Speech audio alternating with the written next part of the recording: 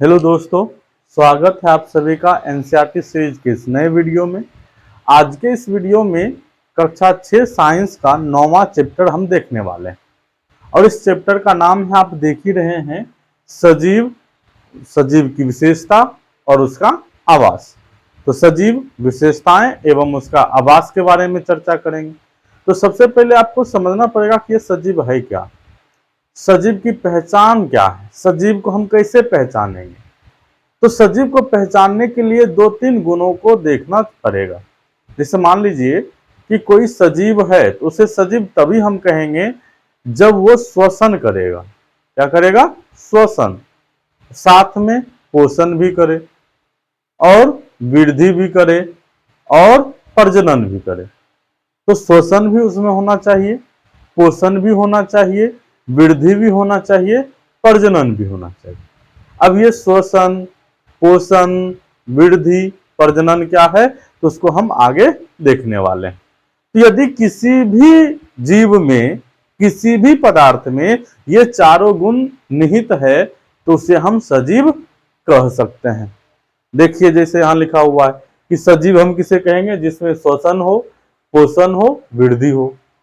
तो सबसे पहले हम पोषण के बारे में समझते हैं कि पोषण है क्या। पोषण के बारे में हम पहले भी कई बार पीछे वाले वीडियो में जिक्र कर चुके हैं। तो पोषण हमें मिलता किससे है? तो भोजन से मिलता है। किससे मिलता है? भोजन से।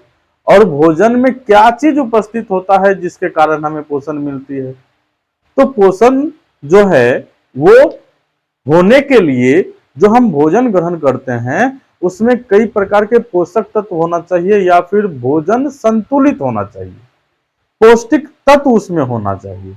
यदि हम पौष्टिक तत्व या संतुलित भोजन ग्रहण करते हैं तो उससे हमारे शरीर में पोषण होता है। और पोषण में होता क्या है? जब हम पोषण ग्रहण करते हैं, भोजन ग्रहण करते हैं जिसमें संतुलित आहार होता है तो उससे शरीर में वृद्धि होती है और शरीर में जहां मरम्मत की आवश्यकता होती है वो मरम्मत भी होती है। तो देखिए लिखा हुआ है, हर सजीव को जिंदा रहने के लिए, जीवित रहने के लिए भोजन की जरूरत होती है।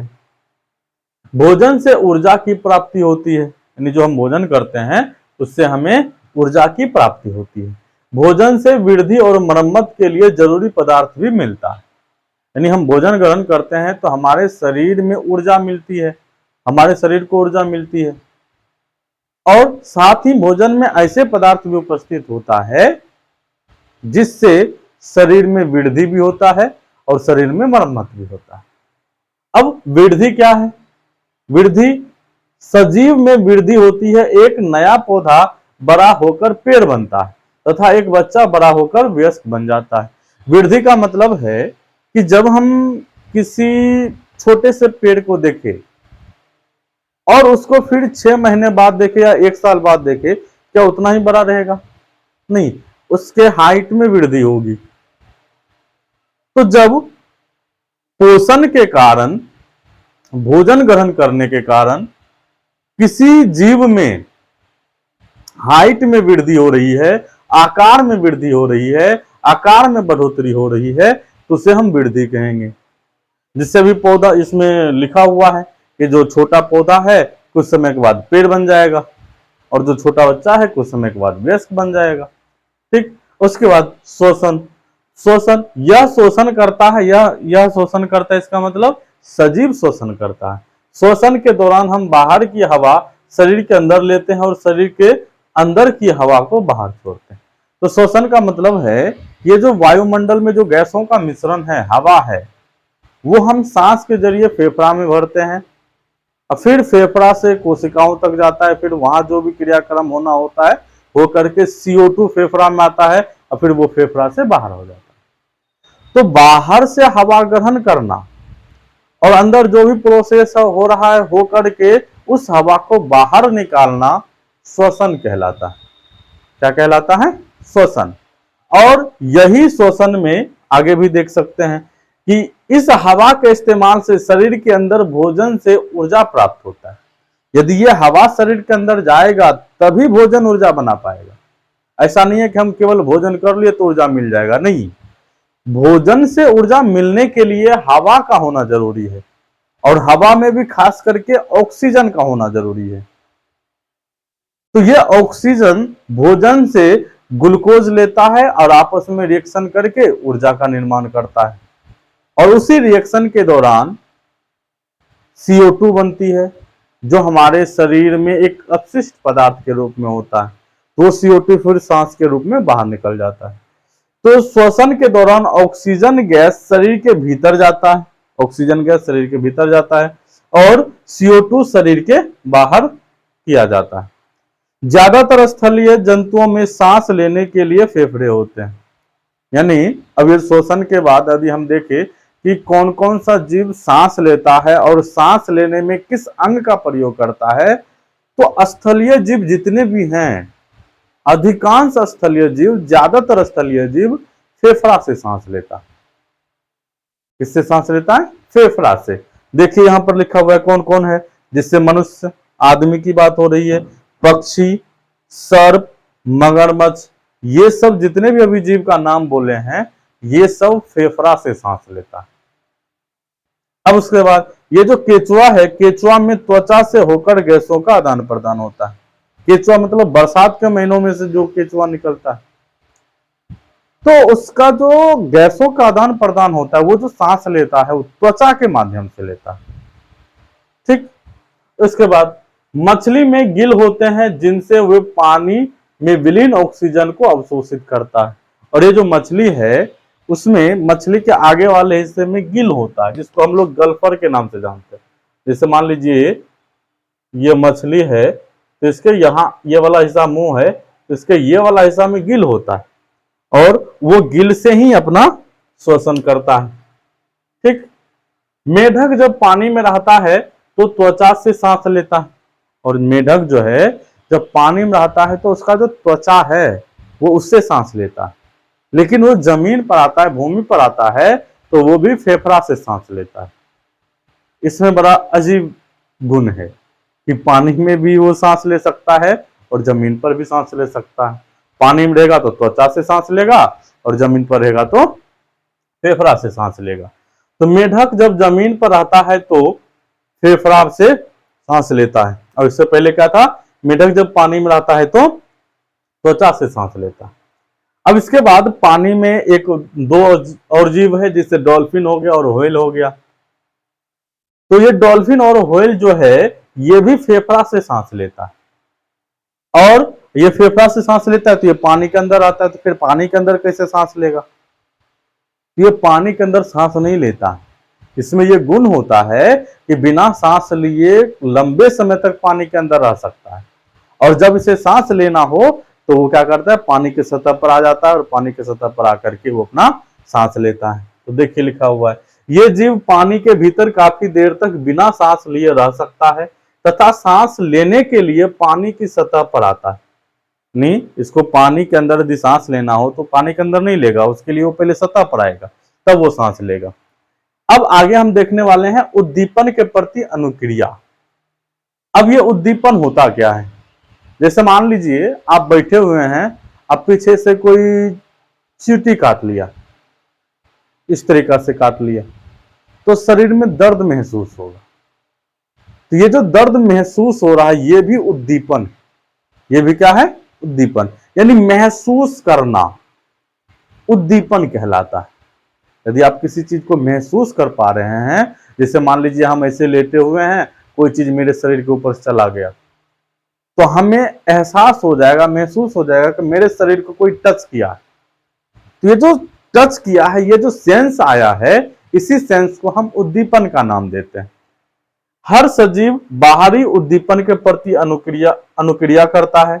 जैसे जब बहुत ठंड लगती है तो हम गर्म कपड़े पहनते हैं, तो जब बहुत ठंड लगती है या फिर बहुत गर्मी होती है, तो हमारे शरीर में अनुभव होने लगता है कि शरीर में गर्मी है या वायुमंडल में गर्मी है, जिससे हमारे शरीर को दिक्कत हो रहा है। वायुमंडल ठंडा है, जिससे हमारे शरीर को दिक्कत हो रहा है। तो ये हमारा शरीर सेंस कर लेता है, उद्दीपन कर लेता है। अब इससे बचने के लिए हम कई उपाय करते हैं। यदि मान लीजिए भयंकर गर्मी है तो पंखा लगा लेते हैं, कूलर लगा लेते हैं, एसी लगा लेते हैं और गर्मी से राहत पाते हैं। और बहुत ज्यादा ठंड होता है तो शरीर के ऊपर ढेर सारे कपड़े पहन लेते हैं या और कोई जुगाड़ लगाते हैं। तो इस प्रकार से हम बोल सकते हैं हमारा जो शरीर है वो उद्दीपनशील है। ठीक, तो इसके बाद देखिए कि उद्दीपन के प्रति अनुक्रिया करता है। जैसे जब बहुत ठंड लगती है तो हम गर्म कपड़े पहनते हैं। कई फूल सूरज निकलने के साथ ही खिलते हैं, यानी कुछ फूल ऐसे होते हैं जब सूर्य का प्रकाश निकलता है, सूर्य निकलता है तब फूल खिलता है, और सूर्य ढक जाता है यानी सूर्यास्त हो जाता है तो खिलना बंद कर देता है। या फिर आप देखेंगे सूर्यमुखी, जिधर जिधर सूर्य जाएगा उधर उधर उसका वो सूर्यमुखी का जो जिधर फूल होता है वो वाला हिस्सा घूमेगा। तो ये क्या है, उसमें उद्दीपन है। या फिर आप छुई मुई का नाम सुने होंगे। छुई मुई एक ऐसा पौधा है जिसको हम टच करते हैं तो उसकी पत्ती सिकुड़ जाती है,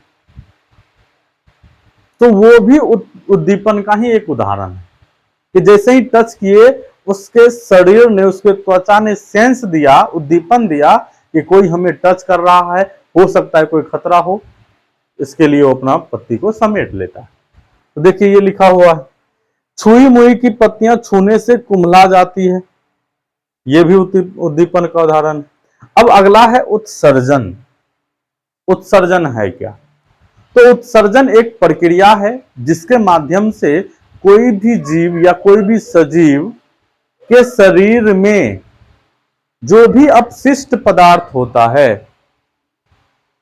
किसी भी सजीव के शरीर में जो भी अपशिष्ट पदार्थ होता है वो शरीर के किसी अंग द्वारा बाहर निकल जाना उत्सर्जन कहलाता है। ठीक, तो देखिए यहां लिखा हुआ है कि शरीर से अपशिष्ट पदार्थों को बाहर निकालने की प्रक्रिया को उत्सर्जन कहते हैं। किसी भी विधि द्वारा, किसी भी प्रक्रिया द्वारा और किसी भी अंग द्वारा शरीर से अपशिष्ट पदार्थ निकलता है तो उसे हम उत्सर्जन का नाम देते हैं। ठीक, यहां देखिए इसके बाद हर सजीव उत्सर्जन करता है, यानी जितना भी सजीव है सब में उत्सर्जन की क्रिया होती है। मानव शरीर में मूत्र के साथ ही मुख्य अपशिष्ट पदार्थ बाहर निकलता है।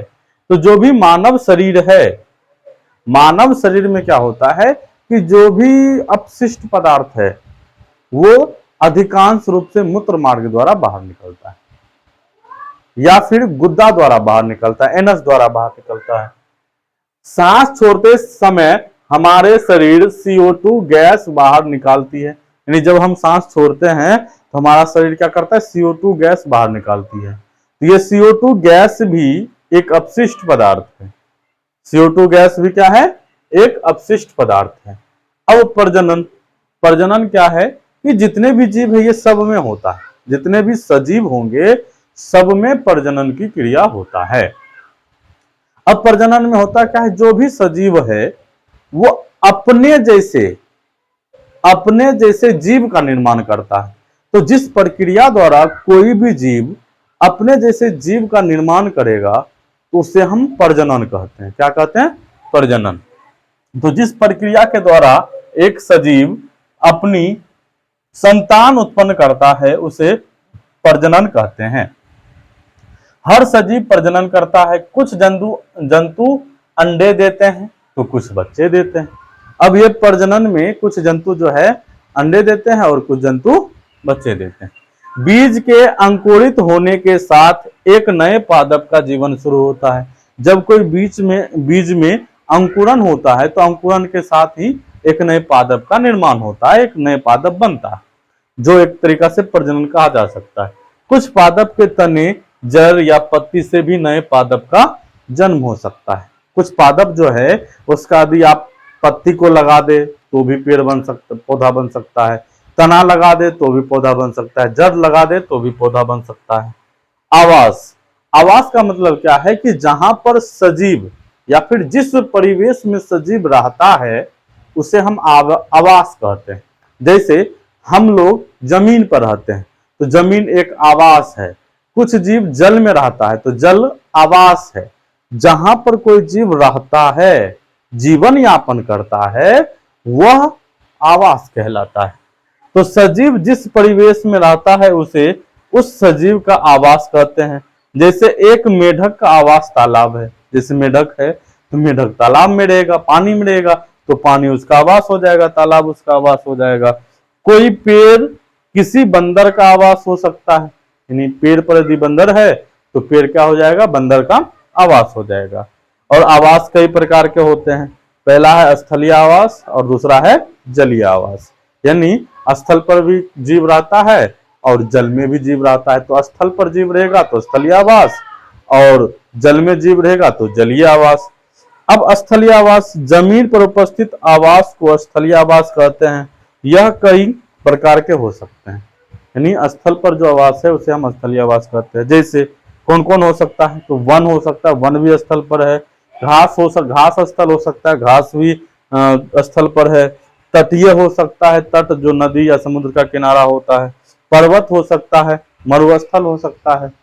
तो आज के वीडियो में बस इतना ही देखते हैं, इसका कुछ हिस्सा और बाकी है तो हम अगले वीडियो में उसको कवर कर लेंगे।